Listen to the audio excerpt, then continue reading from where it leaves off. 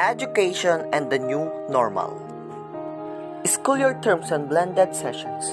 We sense that normal isn't coming back, that we are being born into a new normal, a new kind of society, a new relationship to the earth, a new experience of being human by Charles Einstein. Before the onset of the coronavirus disease 2019 or the COVID-19, we prefix what we say with the 21st century.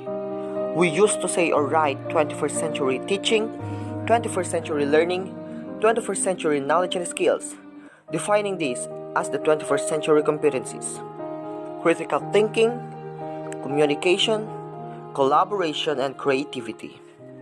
However, with the coronavirus pandemic, we have a new catchword: the new normal.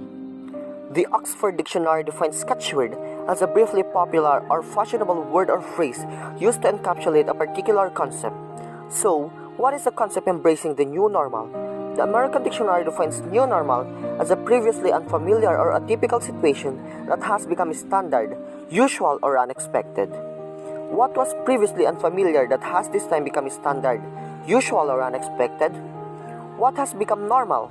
The lockdowns, quarantines, masks, washing hands, taking vitamins and nutrient-rich food to nurture health, covering a coughing mouth and a sneezing nose, physical distancing, and the omnipresent support technology are a must to continue for a lifetime. This and more compose the new normal.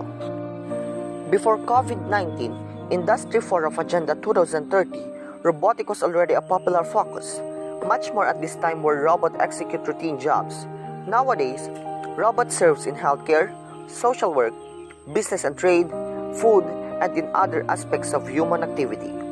Various organizations or companies are restoring to virtual private network and voice-over protocols, especially that meetings, negotiations, and consultations are mostly virtual. As Dr. Henry Chan wrote on May 10, 2020 in the Manila Times, telecommuting represents a new paradigm in office work. If remote work becomes more common after COVID-19 pandemic, employers may decide to reduce lease costs and hire people from regions with cheaper labor costs. Companies will use 5G and information and communication technology. Semester, trimester, quarterly terms. Up to this early June, COVID-19 is not into its second wave, and we pray that there shall be no other. Period. However, there can be no possible firm and uniform plans for formal schooling where technology accessibility is concerned. We are unsure how future days would be defined COVID-wise. Several tertiary and basic institutions have postponed graduation to next school year. It may be a goodly far-off future before we can comfortably define our enrollment size, whether to cut down on or replace or shorten degree programs with certificates, planning of reviews, examinations, and graduations. Universities on a non-semester schedule may have to adjust to what the official schedule would be the next school year. That's it. If the national ministering body will set strictly a school's term format before the pandemic, state universities and colleges were to begin an August term. Adjusting could be easier for institutions on trimestral schedules. We have semesters, trimesters, and summer terms. Why not quarterly? I recall that in the middle 50s, higher education institutions were on a quarterly schedule.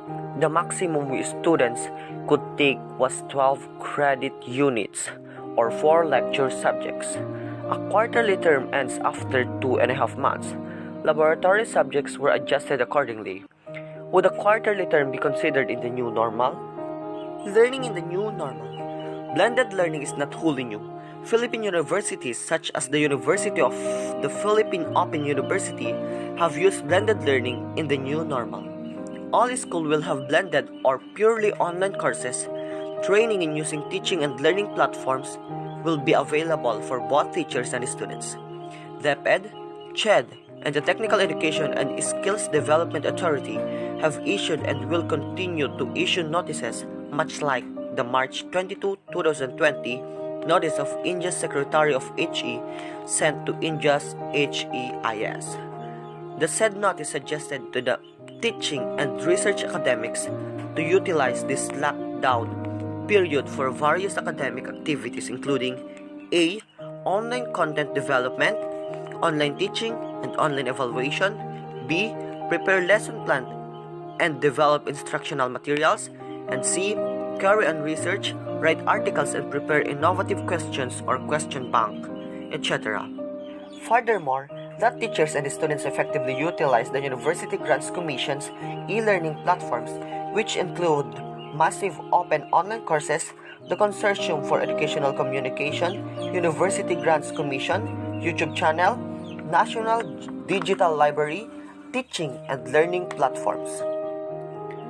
Philippines-wise, we have available online education platforms. One is the DepEd Commons, accessible on Globe or TM, powered by smartphones, free of data charges, and which is also accessible to private schools students. Because of the COVID-19 movement restrictions, the DepEd has been encouraging students to continue their learning online. We shall have more of these platforms and learn too from offshore institutions their actions on the new normal in education.